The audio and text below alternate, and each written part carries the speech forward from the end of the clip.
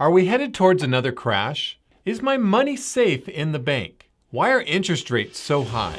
These are all different questions, but are related to each other. So what does it all mean? The answer to the first question depends on how we react. If we, as a society, don't panic, we'll be fine. And if you have less than $250,000 in a bank that's FDIC insured, your money is safe. And that's true even if your bank is seized, like the Silicon Valley Bank was. As we've discussed before, inflation started going up about 2 years ago. The federal government and the White House said inflation was temporary. They were wrong.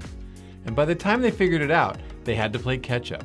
This means raising interest rates fast to combat the highest inflation in 40 years. The Fed raised rates at higher and quicker amount than ever in history, and this caused the banks to have assets that were worth less.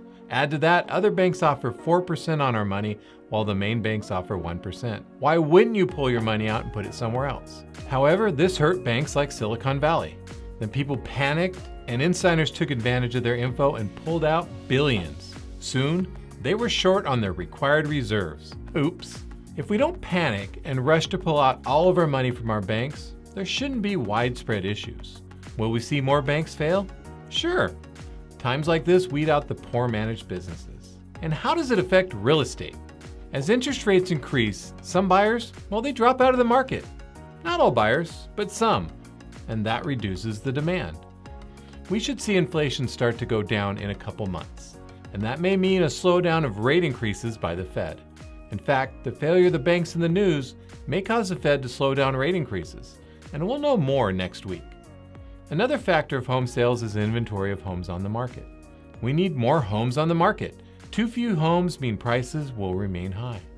We are still seeing low inventory when compared to pre-pandemic levels. Should I buy a home right now?